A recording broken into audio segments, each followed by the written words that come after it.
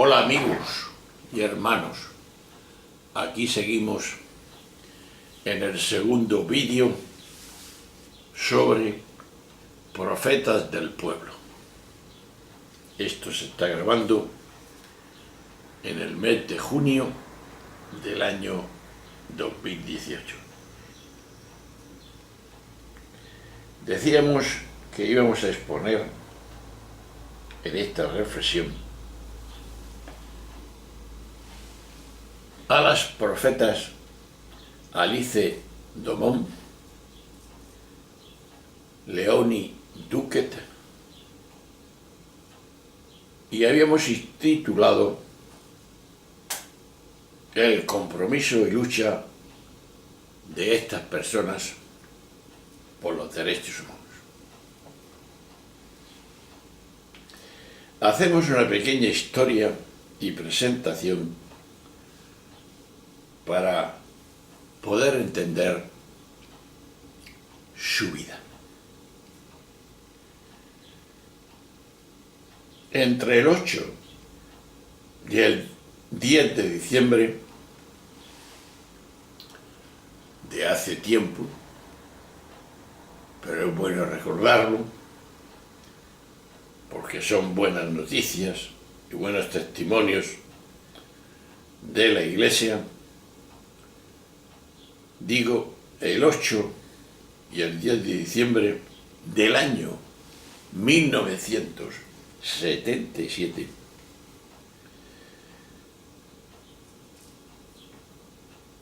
la Armada Argentina llevó a cabo un operativo que acabó con el secuestro, desaparición de 13 personas, entre ellas Alice Domon y Leonie Duquet. A finales de ese mismo mes aparecieron en la costa atlántica algunos cuerpos que fueron inhumados en el cementerio de General Lavalle, cerca de la desembocadura del río de la Plata.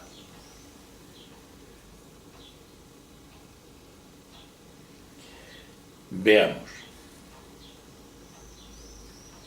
En el año 2005, el equipo argentino de antropología forense exhumó 7 de esos cuerpos, de los cuales pudo identificar a 5, 3 mujeres, fundadoras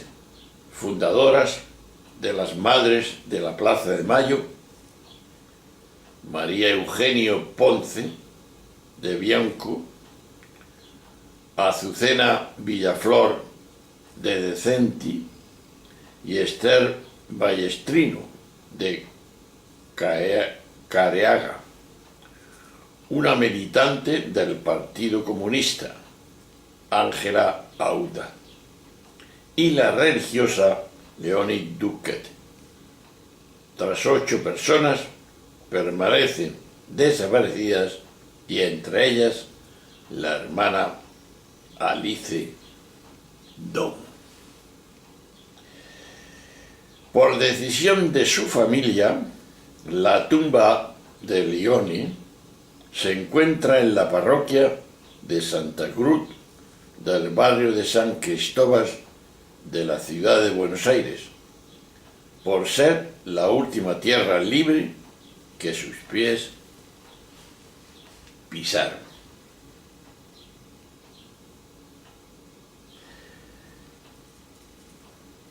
En medio de un mundo y una Argentina convulsionada. Para comprender lo vivido por Alice y Leonie, monjas francesas, conviene contextualizar lo que sucedía en el país y en el mundo de la década de los 70. Eran los momentos más álgidos de la Guerra Fría entre los Estados Unidos y la Unión Soviética, una guerra de poder que se trasladaba casi a todos los rincones del planeta de forma de pequeños y grandes conflictos. Así es, así nos lo dice la historia. Era el momento también de las guerras anticoloniales de Argelia y Vietnam, de la extensión de la revolución cultural china, de la aparición de líderes mundiales como Martin Luther King o Nelson Mandela. Paradójicamente, cuando la destrucción de todo parecía tan cercana, también todo parecía posible.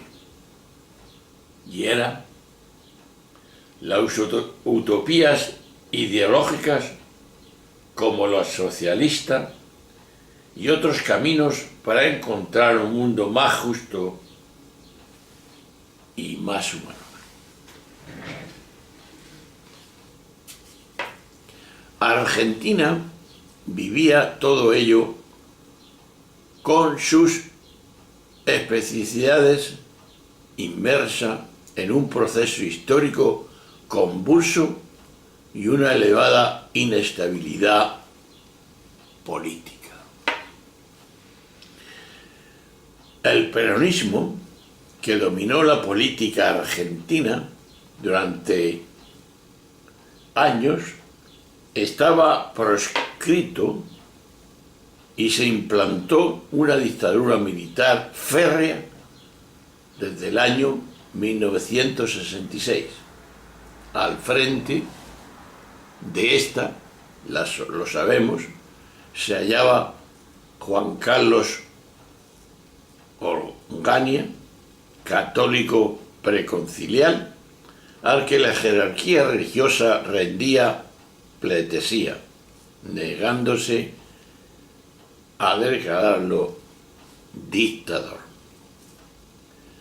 Se inauguraba la época de la injerencia norteamericana y de la adopción como principio básico de gobierno de la doctrina de la seguridad nacional, que adquiriría su máximo apogeo en la dictadura militar a partir del año 1976.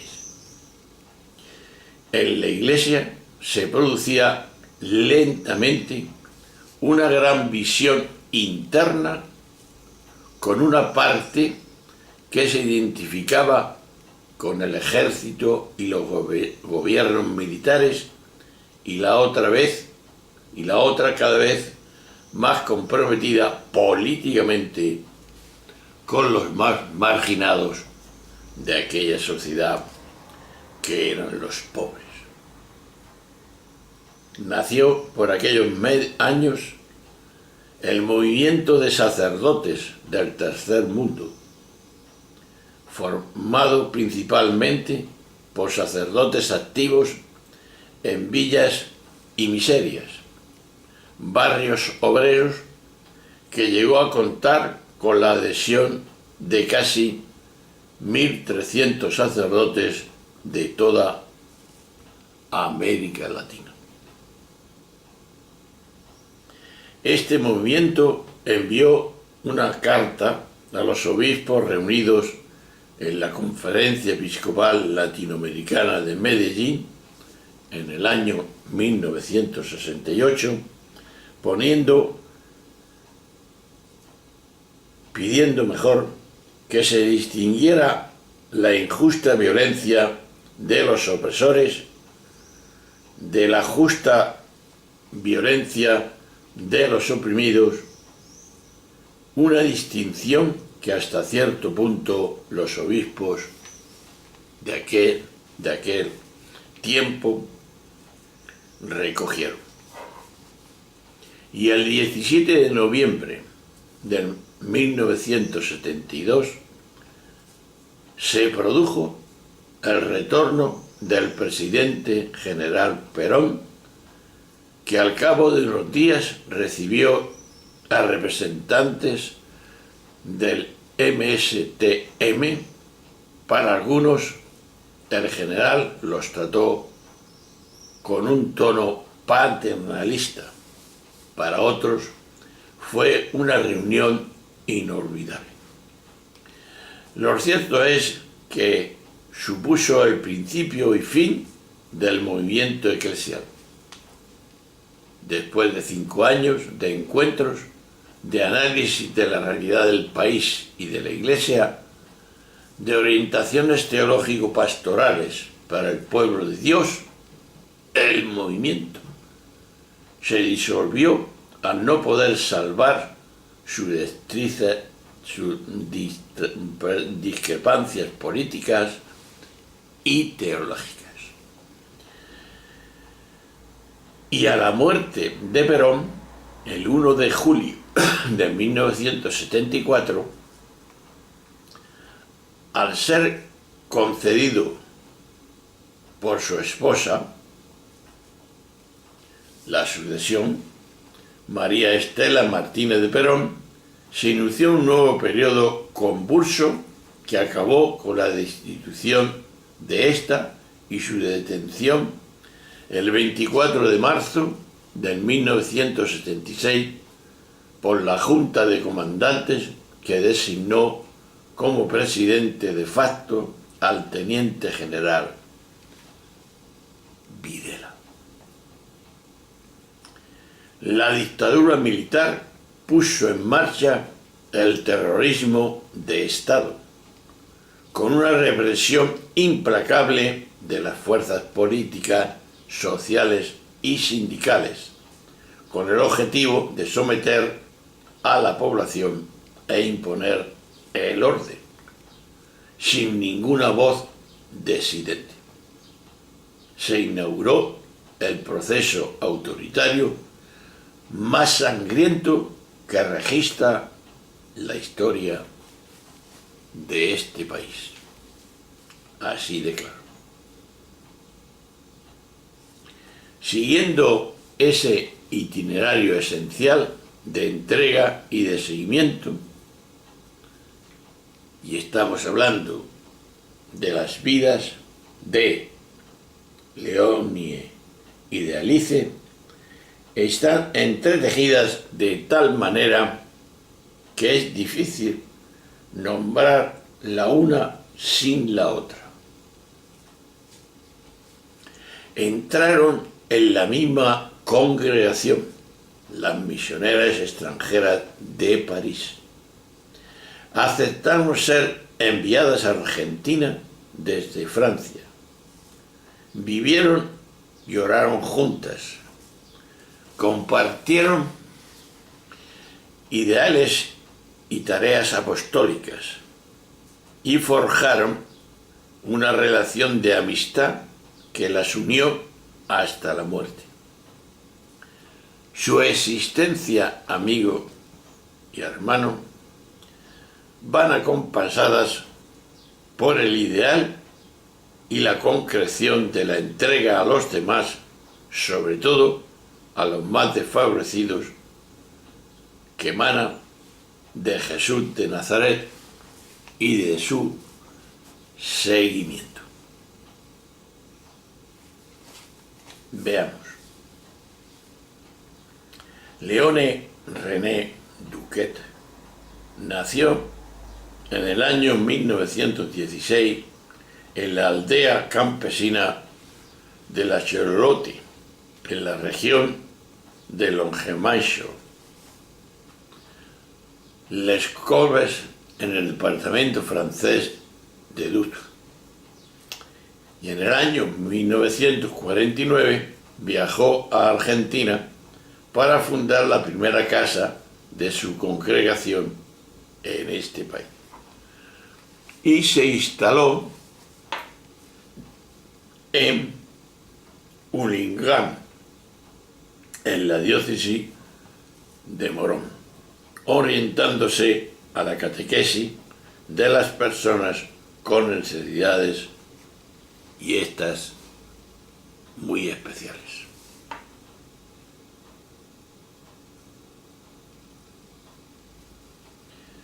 Formó parte del gran grupo dirigido por el sacerdote Calcongot, primo de Videla, el dictador, que años después estaría al mando de Argentina en el momento de ser secuestrada y asesinada.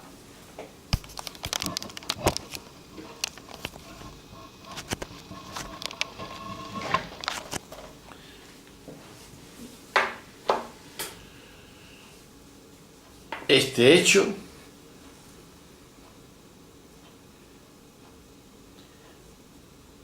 paradójicamente, lo conocido de joven, debido a que el general recurrió a su ayuda para que asistieran a su hijo Alejandro, un niño discapacitado, a quien Leonis cuidó, enseñó y catequizó en la Casa de la Caridad de Morón.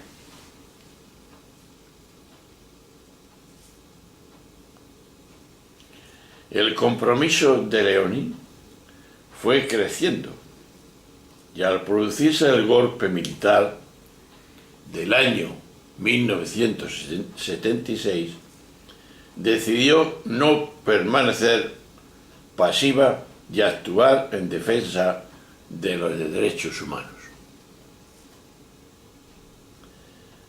Para explicar su actitud, solía repetir una frase que se hizo famosa, y era la frase siguiente: callarse hoy sería cobarde. A través de sus cartas conocemos cómo fue su vida en aquel tiempo. Todas las mañanas y tardes, hasta las 8 o 9 de la noche, estoy en la casa de la catequesis. Tengo trabajo en la parroquia, lo que me conduce a hablar a los curas para que ellos también entren en la renovación litúrgica y catequista. Muchos curas de montaña estarán sorprendidos si vieran lo que se hace aquí. Una hermana entiende una colonia de vacaciones con niños de don y es la primera experiencia en América del Sur. Todos los meses tengo reuniones con los catequistas de la diócesis. Continúo con entusiasmo en el barrio pobre con los niños y los jóvenes. Hay que ver que los jóvenes saben de política y de los problemas del tercer mundo, fruto de los países como Estados Unidos y Europa. Esperamos el 25 de marzo de 1973 con esperanza. Hay deseos de paz, voluntad de reconciliación en el país sumido en la miseria. Nuestras hermanas colaboran con los trabajadores de las tabacales de los tabacales en la provincia de Corrientes para exigir un sueldo justo, justicia en sus tierras, trabajo. Una ha hecho huelga de hambre durante 10 días, medio pacífico para obtener justicia. Están contentas y las apoyamos. El país no duerme, lucha. América del Sur dará lecciones a nuestro viejo continente, abrir los ojos y de vuestras alumnas. Así fue esa dimensión.